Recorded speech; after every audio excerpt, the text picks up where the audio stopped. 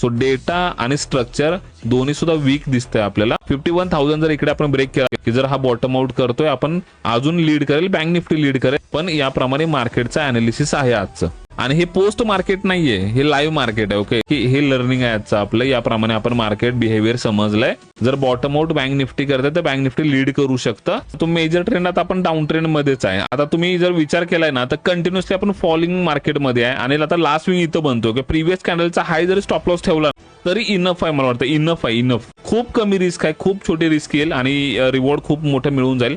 या कॅन्डलला आपण डिस्कस केलं, या रेड कॅन्डलला, की तुम्ही स्टॉप लॉस या ग्रीन कॅन्डलच्या वरती किंवा प्रिव्हियस कॅन्डलच्या वरती तुम्ही स्टॉप लॉस मेंटेन करू शकतात. आणि मार्केटचा जो ट्रेंड आहे तो मेजर बेरिश आहे. सो अराउंड तो 600 पॉईंट खाली आलाय. सो हा रिस्क रिवॉर्ड जो आहे ना तो 1:5 चा रिस्क रिवॉर्ड आहे, जे की 600 पॉईंट्स आहेत.